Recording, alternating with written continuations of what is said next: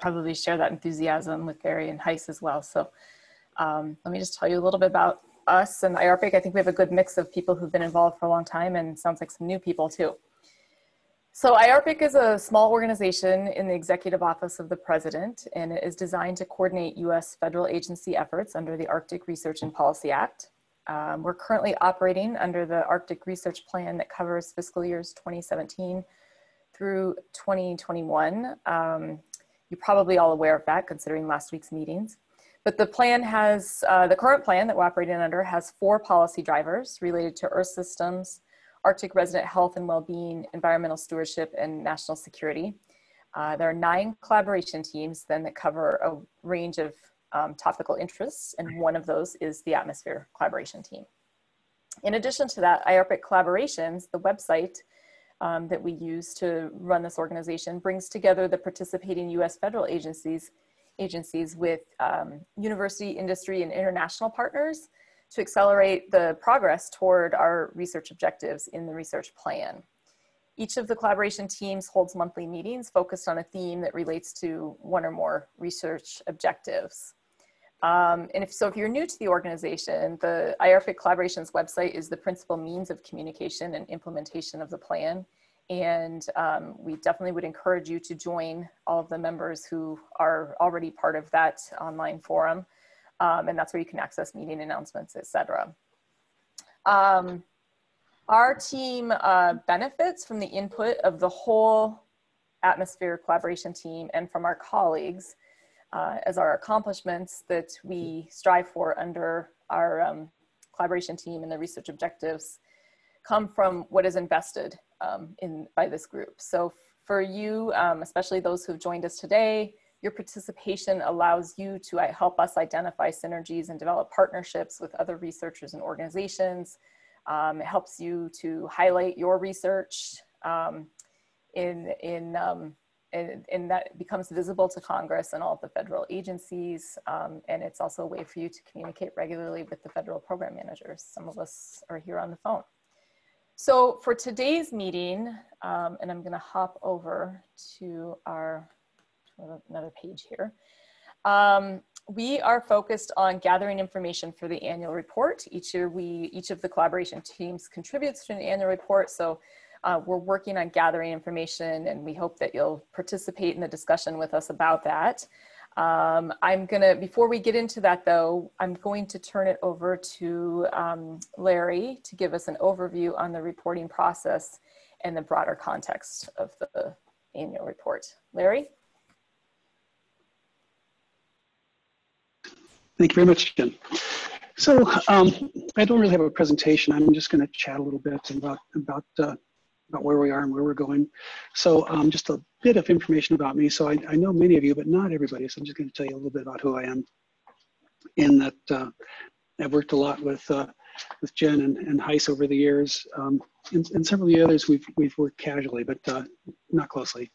So I've been doing Arctic research since 1981, actually a long time. So I was at the University of Alaska from April of '82 until, actually I'm still an employee of the University of Alaska. I became executive director of IARPC in May of this year. So I'm coming up to speed. I've always been peripherally engaged in IARPC. I've been involved in several of the collaborative teams. So not so much with the atmospheric team, which is kind of a surprise actually, because for a long time I ran meteorologic stations across the North Slope and the Seward Peninsula. So at one time I had over 50 remote stations, mostly atmospheric or meteorologic, and quite a few hydrologic stations.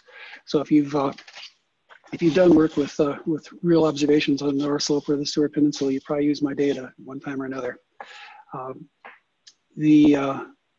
So I've always been a field researcher, although I've done a lot of hydrologic modeling. That's really my emphasis. And I've done a lot of work with permafrost too, so a lot of thermal modeling with permafrost. The switch to IARPC was a real thrill for me, and that I'm really just delighted to be here. And that right now we're preparing the next 5-year research plan.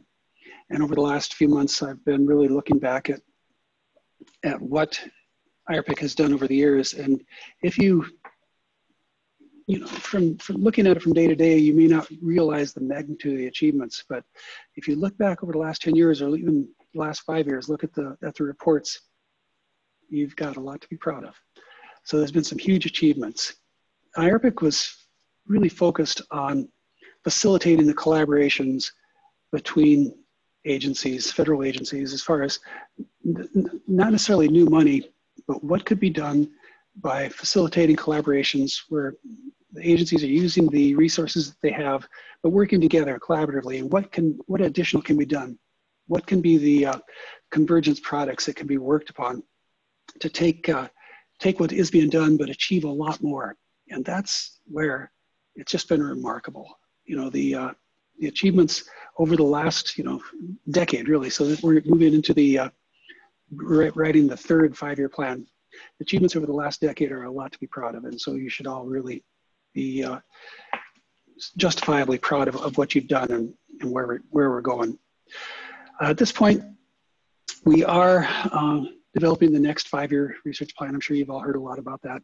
We started out last week we started out in long before I came on board in September of last year about coming up with a plan about how to do this. Last week we hosted a workshop which Jen and Heiss were both involved in, so thank you very much. And then we had over 100 participants all the time. One time I think it got up to 120. I think the low was 105 or something like that. But it was great engagement. About a third of the members were feds.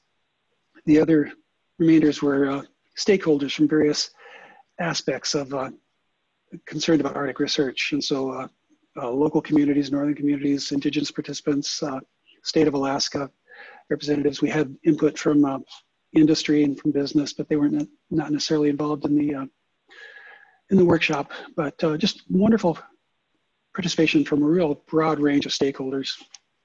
And from that, we came up with 5 new potential research priorities to take forward into the next plan. So the question that Hazel presented to me is, why do these reports? What's the value of them? And so I did review them over the weekend and see what the value is. And one thing I can tell you is that the administration just a few weeks ago released the R&D priorities, the research and development priorities for fiscal year 22. And for the first time ever, Arctic was among the research priorities. And the reason it is, I'm sure of it, is because of the accomplishments of the federal researchers. So if it weren't for those accomplishments and those reports to Congress and those achievements and that understanding that Office of Management and Budget has because of those reports, they review the reports too. If it wasn't for that understanding, Arctic would have never been an R&D priority. And that is, 1, because of the work that you've done, and 2, because of the incredible importance of what is happening in the Arctic right now. The processes that are occurring in the Arctic are reverberating throughout the globe, and nobody can deny that, regardless of what anybody may think. The consequences are huge, and so we're affecting, particularly in respect in the atmospheric realm, the changes that are occurring in the surface energy balance in the Arctic regions are reverberating to the more temperate regions, particularly with respect to climate extremes, particularly with respect to all of the things we're seeing now. So the teleconnections are strong. The science in that regard is true. The teleconnections are strong, but we don't fully understand them. We don't really have that predictive capability. We don't really have that ability to project and fully understand the consequences. And so although the work has been proven effective, the knowledge is still inadequate, still insufficient. But again, it comes back to these accomplishments, these achievements.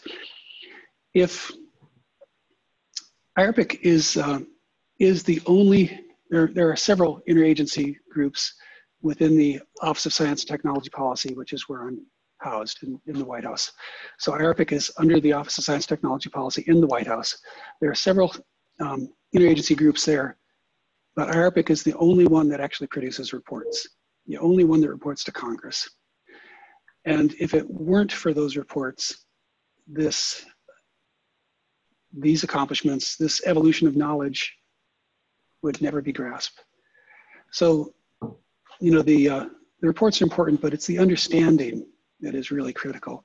So the reports are just documenting the work done, but it's that understanding that's propagating through the whole administration and through the scientific community and through the U.S. public that really is critical. The other reason that the reports are so, Jen, cut me off anytime if I'm going too long. The other reason the reports are so critical is that when these plans are produced and adopted by the agencies is making a commitment to address these questions. And these reports are the only evidence that the agencies have to justify the work they're doing and to justify essentially that they're meeting their mission. And so you may not get that from the agencies themselves, but you know, I'll tell you that. So this, the agencies also use this in their reports of what they've accomplished. And I guess, I don't know, I guess I'll just end maybe with this, in that I think if you look at any single report, you know, they've all been important. They've always include really interesting accomplishments, and they may not be earth-shattering, but if you look back over the last 5 years, and particularly also over the 10 years, it's been a lot to be proud of. There's been a lot of accomplishments. Our understanding, our capabilities have advanced tremendously. And it's because of people like you and people like you who are working together, collaborating to take the investments that the US government is making and stretch it as far as we can go to get as much bang for the buck as possible. So with that, I hope I've addressed your questions, but I gladly, as far as the process goes, you know, I think, like I said, I've only been involved in this since May, so I think I'll let Meredith talk to that, but I'd be glad to take any questions with respect to the value of the reports at this point. So thank you. Thank you, Larry. I found that really helpful. I've been doing this for a couple of years now.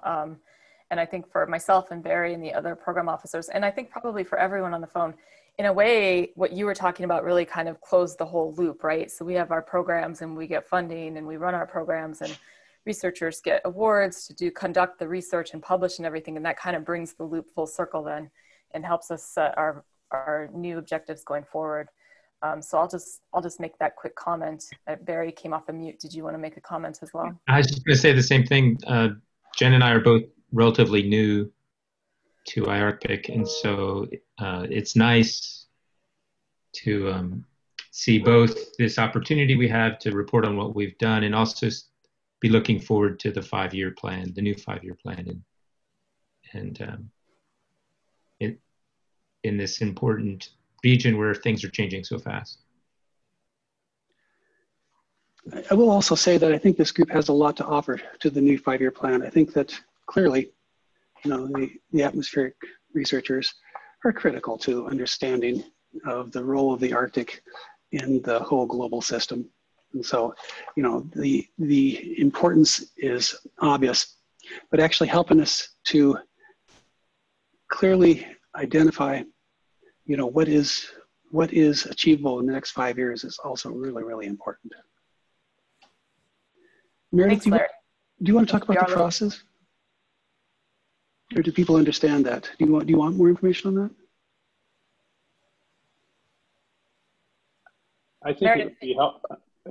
Sorry, Jen. As I said, I think it would be helpful for the group to get a little bit of insight. I realize we didn't ask Meredith to prepare any sort of remarks or presentation or anything, but if she's willing to give just a general quick overview of, you know, how information moves from researcher, from IARPIC collaborations to these types of reports, I think that would help the community better understand kind of where the right points are for input into the process. Yep. Yeah, and I will try to dig myself out of the weeds to be able to talk about this in a way that's approachable to everyone. So I'm sorry if I kind of get lost in those. But I put in the chat box a link to annual reports. So one big part of the reporting process is asking the collaboration team leaders for each team to compile the work that their team and those on their team have done and reported over the last year into a 1 or 2 page document that we then compile to make a larger summary annual report. And those are posted on the website and sent to staff group as well.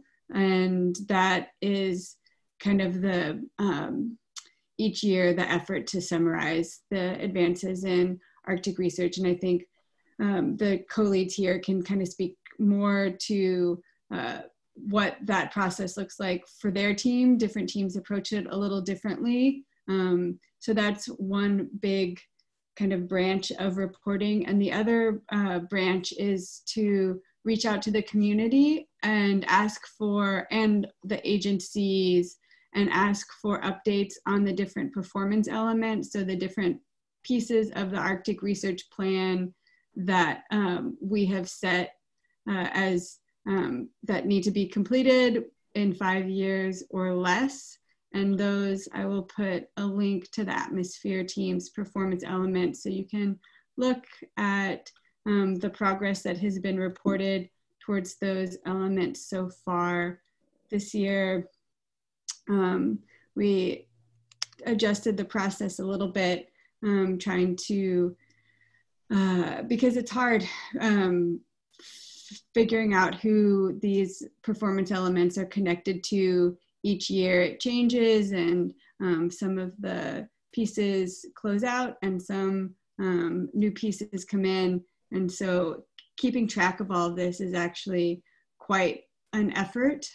So we really appreciate people in the community coming in and letting us know what they've done and also what parts might be outdated and need to be adjusted. So thank you for doing that. Did I miss anything? Sara, you might have something to add to this also.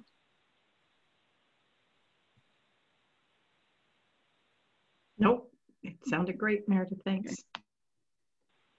So I do want to give people in the meeting a chance to ask Larry questions if they have any. It's not often that we get the executive director in a small group setting. So I think it's an honor to have you here today to talk with us while we talk through our report development. So does anybody have any questions specifically for Larry? I hate to shatter the image, but it's not that much of an honor, and I'll come back whenever you want. I think I thought you were a busy guy. I don't know. Yeah, I'm floating. Yeah. So this is Jack. I'm not sure this is a question directly for Larry or maybe for Meredith, but probably both. But so I guess one real curiosity I have about these annual reports or even biannual, but in this particular year, a lot of activities were curtailed because of COVID. And I'm kind of wondering about, are we reporting, like results that may have come out from something that happened in 18 or 19, and is that valid for this report? Like the papers or whatever. I'm thinking of some of the results from NASA's ATOM mission, and the papers are coming out now, but that thing has been over since 18, the funding is not quite completely finished, but the last campaign was in May of 2018. Yeah, I'll take a crack at that. And that, what you've done in the last year is still of incredible relevance. And so you're right, COVID-19 has really curtailed a lot of the activities, curtailed a lot of field expeditions, a lot of cruises, but it hasn't stopped the work. People are still cranking away, and there's been a lot that's been done. And so I guess the work that you're talking about, as far as if that was done and that hasn't been reported, then it should be reported. So it's important to make people aware of that, make sure the agencies are aware, so that we can incorporate it into the more complete reports. And so absolutely, we have to get it out there. Additionally, I guess I do think that we've learned a lot in the last year about how, we should, things we should do differently. And so perhaps that's not appropriate for the report, but that is something we need to think about, and something that, you know, if you could share that information with us too, that, you know, we all need to learn from each other, so that I doubt if in my lifetime we've ever seen another pandemic like this, but there are other, you know, huge global events that could impact research. And so, you know, let's learn from this. Let's use our time. Let's use the resources that we have, and still try to accomplish as much as we can, and report what's relevant. Thanks. Thanks, Larry. And Jack, you'll see when I pull up some of the files that we're working off of and where we're going to ask for updates to be included, you'll see that we have started to, in our report outline, we are going to address COVID in there for this year. But we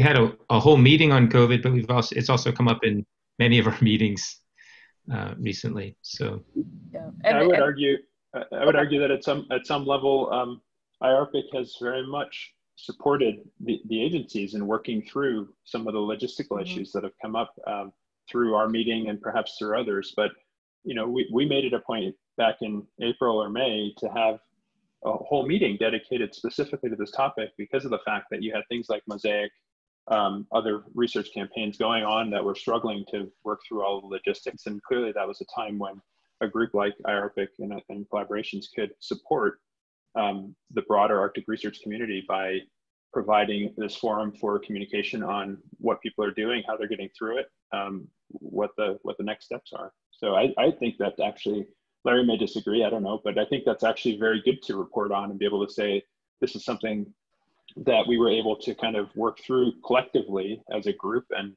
help to move as many of the efforts that have been funded by the federal government forward as possible in this really difficult situation. Actually, that's wonderful. I do heartily approve that, and encourage and endorse you to go forward with something like that. I wouldn't want us to say, you know, that the COVID-19 derailed us and we went in to do something else or something like that. You know, so absolutely report what we were able to accomplish, you know, and in the light of COVID-19, absolutely. And we do have another COVID impacts meeting scheduled or on our books for early next year, I believe. Yeah, sort of an update and looking forward. Mm-hmm. I would say the important thing is we were able to accomplish safely, because I don't think there were any cases of COVID on, for example, Mosaic, and there were probably over 100 people, well over 100 people involved in that, and that's a real accomplishment, because statistically some of those people should have had it. Yeah, I thought there was one researcher that came off early from Canada that was positive or tested positive. Maybe not on the expedition, on the way home. On the travel home that person got exposed. I believe that was the case, but not there were no cases on the expedition or any of the resupply vessels or any going forward. So they were able to keep it out of the expedition. And same thing goes for Summit Station and when we did our crew change outs and resupply in August, we were not a vector of COVID into Greenland whatsoever, with almost 100 people going in August. And I think that's also a real source of pride. I'm sorry, who did I step on? Sorry, go ahead, Larry. I also think that's a real source of pride in that, you know, the Arctic research community has a lot of investment in working with local communities and working on the ground in various places. But the Arctic research community really responded and was not a vector to these small communities, which is critically important. And I think that's also something that, you know, that plans were curtailed, but we adapted on the fly and continued the work without being a danger to local communities. And that's something to be very, very proud of. That was a primary objective, keeping what science we could going and not becoming a vector into the Arctic. Certainly for our agency, that was a primary objective during the pandemic. As long as we're talking up achievements, I think one really monumental effort that I think Russ is well aware of is that the global FLAST network from NOAA for making CO2 measurements globally has virtually been able to continue uninterrupted. There have been some cessation of sample taking in some places where things were shut down, but that's been a pretty minor effect. And just routing it through all the labs to get analysis by staggering shifts and just people going the extra mile to make it happen has really kept the network going, which has a 30+ year record of these kinds of gases. So hats off to NOAA. Yeah, phenomenal. I agree with that statement. And I can't remember, Jennifer, if we had already mentioned that specifically, or the observatories for that matter, you know, that both the ARM and other funded observatories that are in the Arctic and we're able to maintain operations throughout the spring. Right. I think that clearly belongs there as part of that section on working through the year. Yes, like, let me, oh, go ahead. Go ahead, Hazel. Oh, I was just gonna say, it looks like Terry's hand is raised if you want to come off. Okay. Yeah, I didn't want to distract from this line of discussion, but I wanted to ask Larry, for those of us who didn't participate in the workshop last week, you mentioned that the workshop identified 5 new potential research priorities, and I wondered if you might mention what those are and what your thoughts are about the future. Go ahead, please. So, okay, so yeah, absolutely, delighted. So 5 priority research areas that came out were 1, community resilience and health. Let me back up for just a second and then let me just tell you about the process of developing these. So this, like I said, this started in September of last year, but over the course of the last 6 months or so, there's been a really intensive effort to compile the information on the research needs, the information gaps. And so Serena Stala did a wonderful synthesis of all the strategic plans, all the research needs. She looked at the federal research plans, the state of Alaska. She looked at international. And we also did, we had a federal register process where we solicited input from the scientific community and from the general public. And many groups across the nation also did discussions, you know, workshops where they talked about this next plan, where we should go, and that input was provided too. And so we have this, all these syntheses, and that was distributed to all the workshop participants. We got the feedback from them as far as what the most urgent research needs for the coming 5 years. And so again, we did a synthesis of all that, and we came down to something like a list of about, I don't know, 23, 24. And then that's what we started the workshop out with. So that came from feedback from the community, and we discussed those. And the first day, at the end of the first day, we took all of the comments that we'd received through all the breakout sessions, through all the discussions, and synthesized all that and reduced it down to really good support for 8 of those priorities. And from those 8, then we took those into the next day into breakout groups again, and discussed those and hashed those out, and then had the breakout groups report. And then we synthesized all of that information again and got it down to 5 research priority areas with 4 foundational activities. So basic, let's see, the basic work that needs to be done everywhere. And so I'm trying to find the foundational activities. I've got the list here. Sarah, maybe you can help me. I know they were, so they're not in front of me, but they were, okay, thanks. Education, technology, modeling, and monitoring, observing, and predictability. Sorry, and I said modeling, but I meant data. Data is its own. So data, technology, education, and then monitoring, observing, and predictability. Thank you. So those are the basic knowledge activities that we think permeate throughout everything we do. Everything we do is, you know, data is just critical to everything. Modeling, observing, predictability, everything. So then the groups discussed the priority areas, and then we synthesized all that information and came up with these 5 priority areas. And they are 1, community resilience and health; 2, co-production of knowledge and indigenous-led research; 3, Arctic system interactions; 4, sustainable economies and livelihood; and 5, risk management and hazard mitigation. And there are subcomponents under those, so it's but that's just the general theme. But I was surprised, as far as such a diverse group with so many stakeholders involved, that there was pretty considerable support for these. So. Well, I think that's actually a good segue. I really hate to shift this conversation. It's really productive and interesting.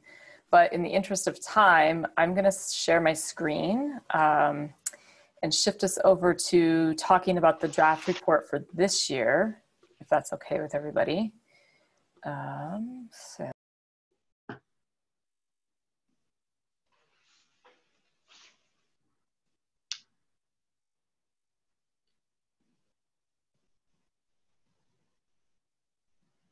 And while we're shifting, I will say that there is going to be a workshop report that will come out. And so you will see the progression of the discussions. So Jen, Did we lose Jennifer? Yeah, she was probably trying to share her screen and hit hang up or something. I'm not sure what happened there. She's calling back in now. Okay, she sorry. Hit the eject button. I did. I hit the wrong button. Okay, let's try this again.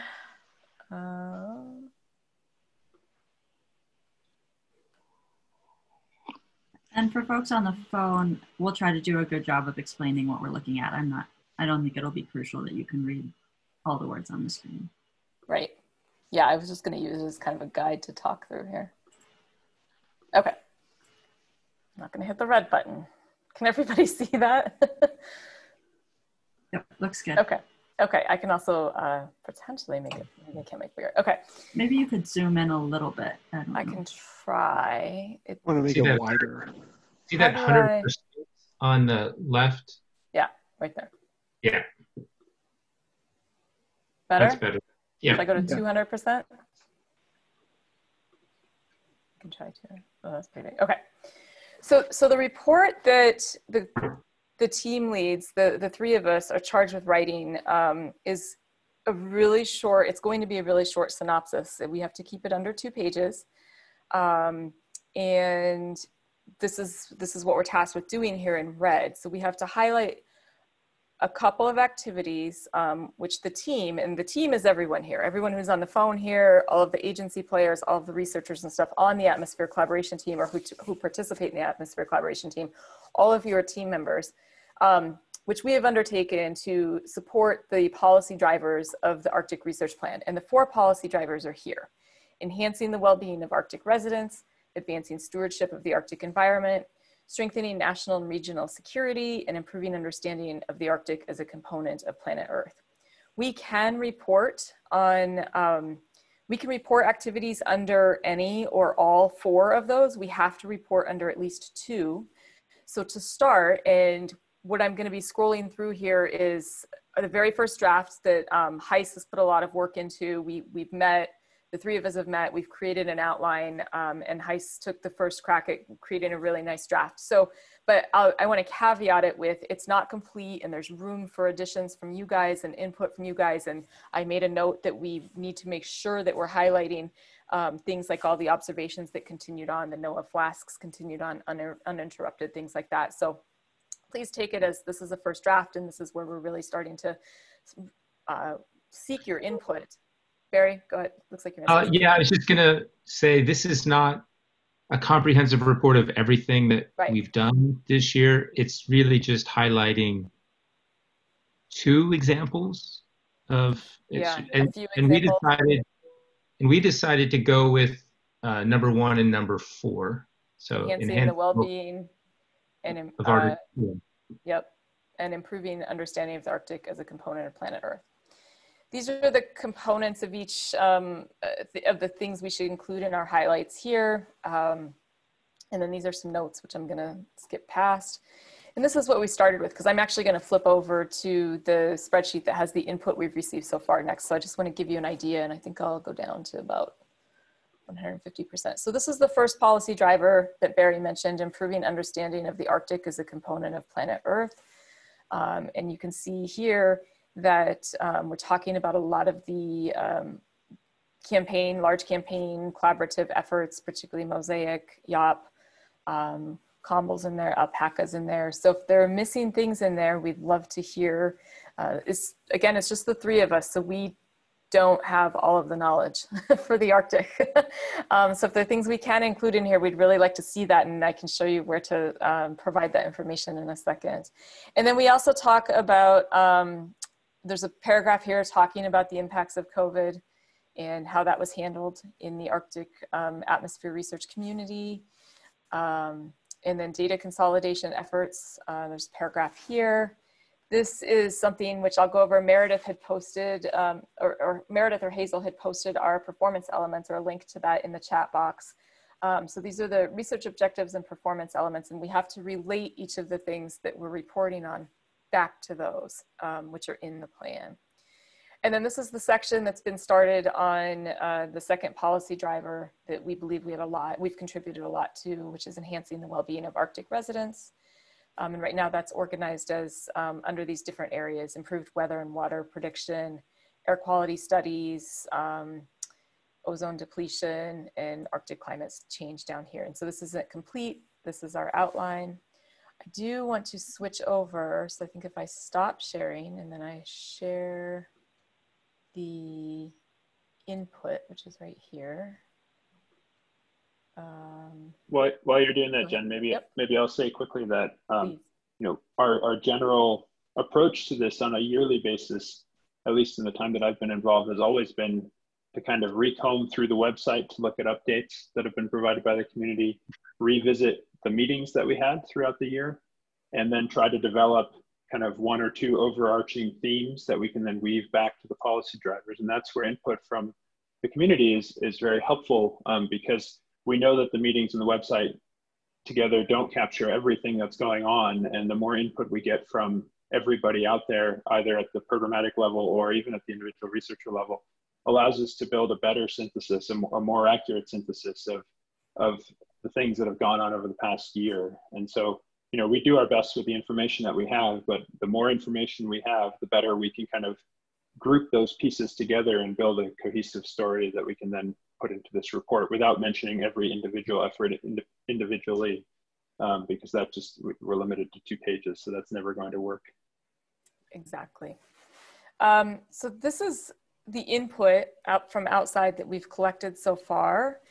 And you can see that as I scroll through here, you're going to see that it's heavily from NSF and NASA, basically where Barry and I have had people who work with us go in and pull things that we've funded or participated in and include them here. And then Leonid Yurganov also provided some input on this sheet. So you can see some input from NSF and then a lot of NASA stuff. Is it possible, Hazel, to make this link available to everyone?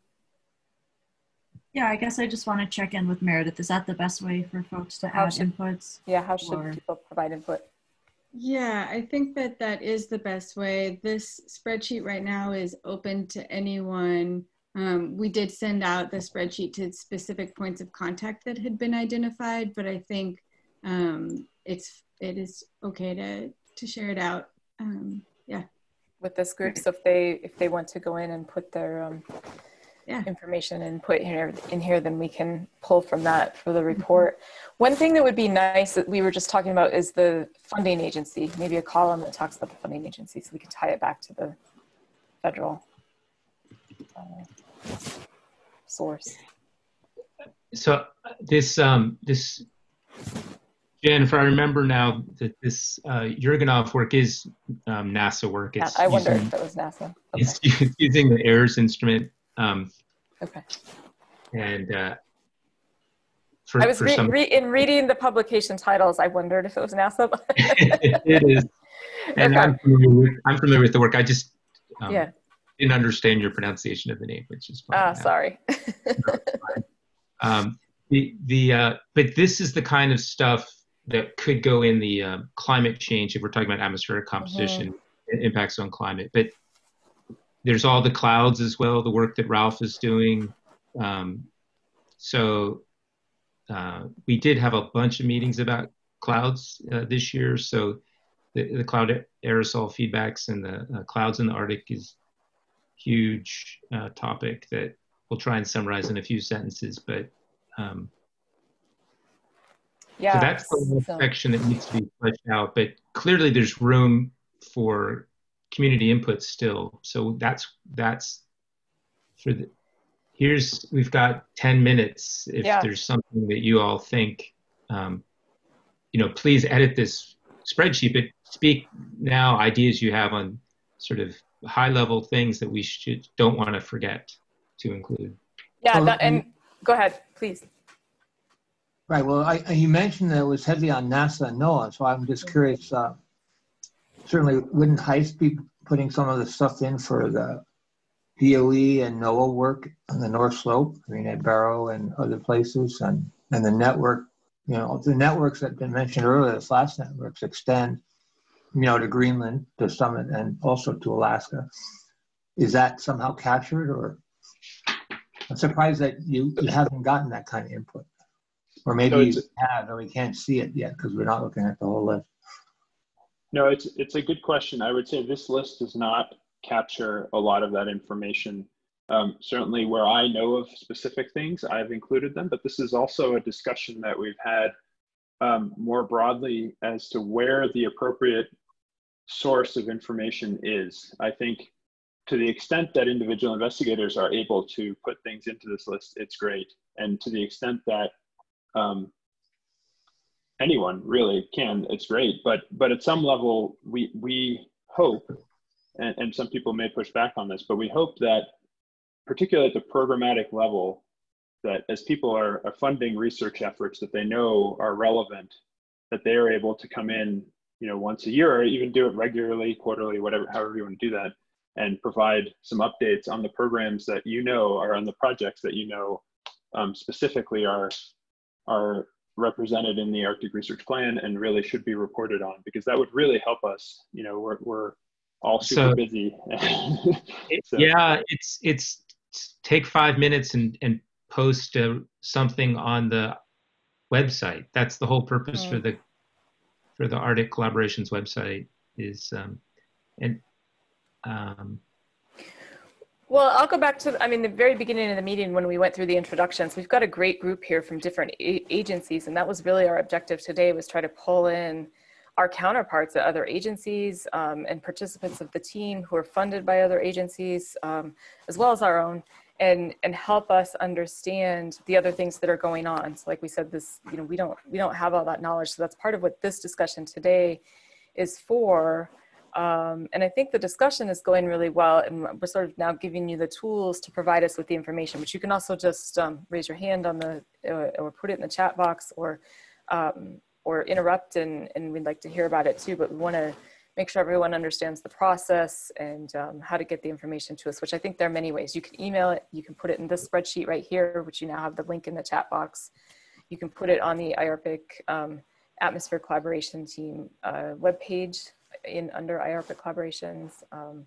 There's lots of ways to get the information so we can synthesize it into the report. The only other thing I was going to show was, I was just going to switch over to the performance elements. Yeah, please do. Okay. That's good. And maybe while Jen is making that transition, if there's anyone on the phone that has a question, I know it's a little harder to follow along. Feel free to come off mute. That would be *6. But weren't we looking at performance elements right before you changed? I was reading the thing about Ralph's project, performance element, Ralph Kahn. But anyway, Jen's got something else to show us. Yeah. You were looking at the input we've received. So these are the performance elements now that you're looking at.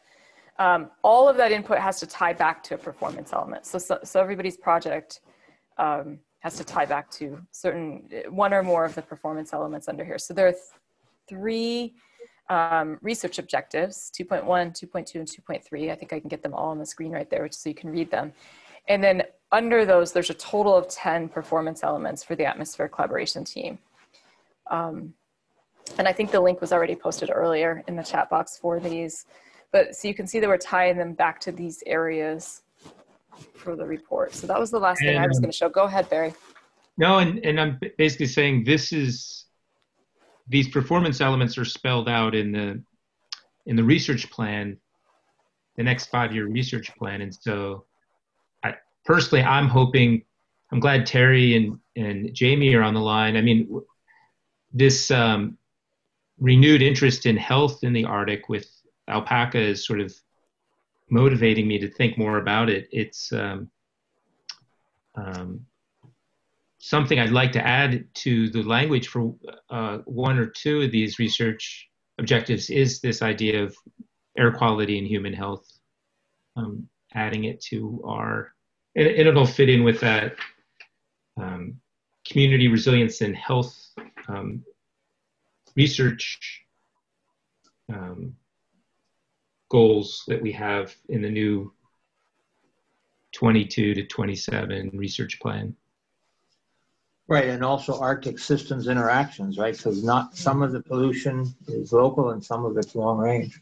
Correct. And so wildfires is another thing I hope to call out a little bit more explicitly in our next, in one of these elements. So we can talk more about this at a future meeting, but I just wanted to, because we've got Jeff Steer, who's a program manager at NOAA, and we've got Terry, who's at EPA headquarters. I just want to, those are two new IARCPIC folks that I'd love to, I'll invite you guys to meetings when I think we're going to talk about this stuff. But I know how busy everyone is. And I know the other two DOE program managers wanted to come, but they have conflicts with this particular meeting. So. Yeah, Barry, I'm just thinking for the last couple of minutes too, and I don't want to put anyone on the spot, but you just mentioned like Terry and Jeff. I'd kind of like to open it up to folks who are new to IARPIC or new to these meetings and certainly new to this discussion to, if you have any impressions you want to share or thoughts on other agency contributions that we can include. I just want to open the floor. Yeah, this is Bruce. I just have a quick question to the point I made earlier about our collaboration with NOAA and the Global Flats Network. I don't see, unless I've missed it, any mention of that in the document. And it seems to me like it would fall under the 2.2.3, improving regional characterizations of atmospheric gases, et cetera. Easily, yeah. Would it be appropriate to add that? Yes. Yep. I made a note when you mentioned it before, Bruce, so we'll get it in there. Okay. That's a really I'd be good happy point. to provide text, or if you want to do it, that's fine too. Would you mind sending myself or Barry or all three of us just a few sentences on that? Absolutely. We'd really appreciate it. Anyone else? There are a few questions coming in on the chat also. Okay. So Irina had asked one a little while ago that I think got swept up in the conversation. Irina, I don't know if you're able to come off mute and share. Irina's suffering because NOAA still has a problem using Zoom. Okay, well, the question was, what is the IARPIC collaboration with WMO GAW? That's right, I did see that much earlier. I don't know the answer to that. Yeah, so GAW is the Global Atmospheric Watch monitoring network.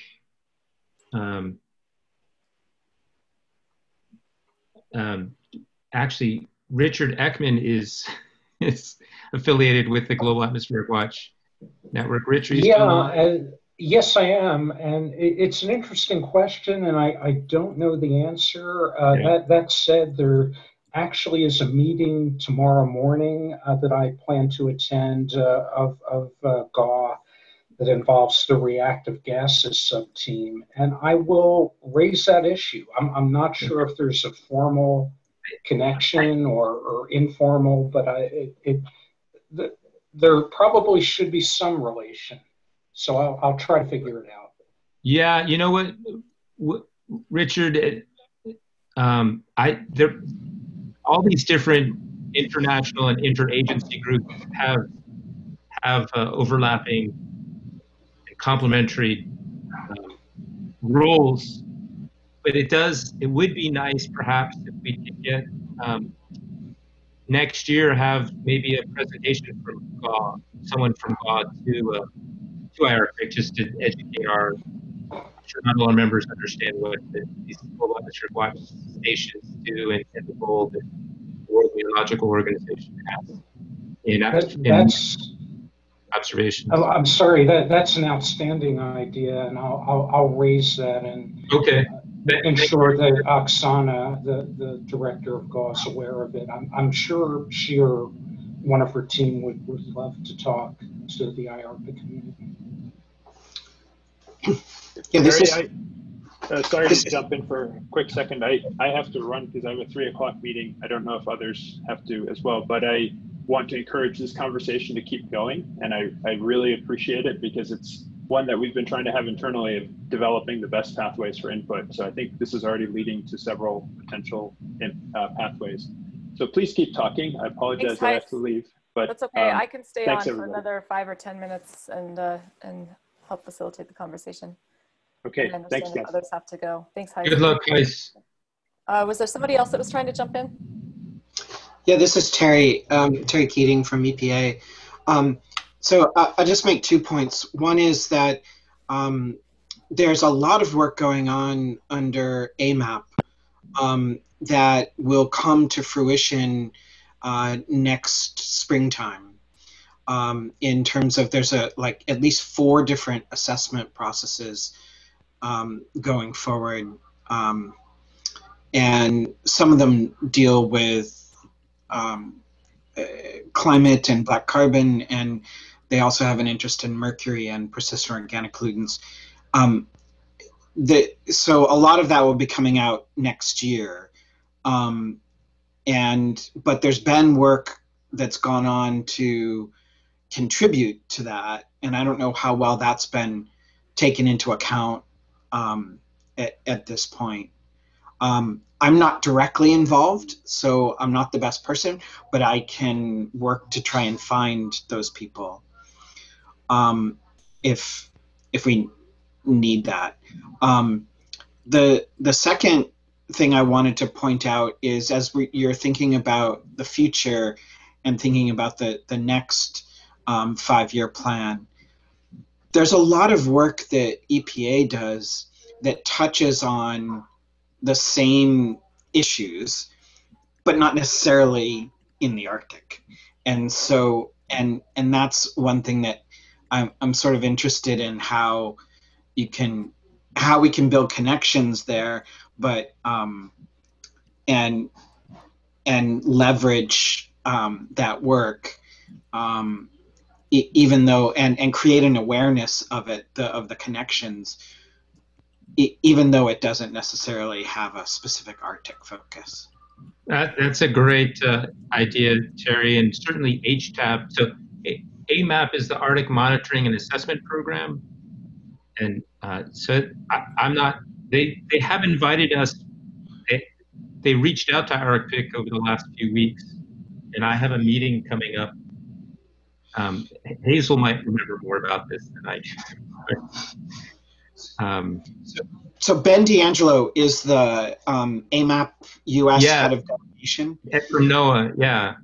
Yeah. So but there are working groups underneath AMAP that have been doing various things, and like Mark Flanner has been a lead for one of the working groups. There's a number of different people who have been involved from the US that that have led different pieces of their assessment processes. Yeah, these are definitely seem like an opportunity, particularly because the primary role for IARCPIC is just to help foster collaborations. So it's not to force agencies to make commitments to do things they don't want to do, but we're all interested in working in this area. Let's not miss opportunities to work together and Terry, your work in HTAP would also be very relevant to the IARCPIC interests, the transport of pollutants to the Arctic from other continents or even within the Arctic. So there's definitely opportunities where the projects that EPA and that you're working on could inform this group. I agree. Okay, there's a couple of other things in the chat box. Irina looks like noticed that there haven't been any NOAA contributions in the spreadsheet, and you will help try to connect us with some of those. That would be great. And then I think Monica started a kind of a discussion thread here about the research objectives being tied to education, and a couple people have answered that in different ways. So I think that's good. And Russ posted a link to the new Barrow Observatory. Just see there. And then, yep, Irene is taken off. So is there there's nothing else. I don't think there are any other questions in the, yeah, just to highlight what Jack and Monica have said, that now that education is one of our primary research goals, I'm sure we will think carefully about how we can integrate that into our performance elements. Yeah.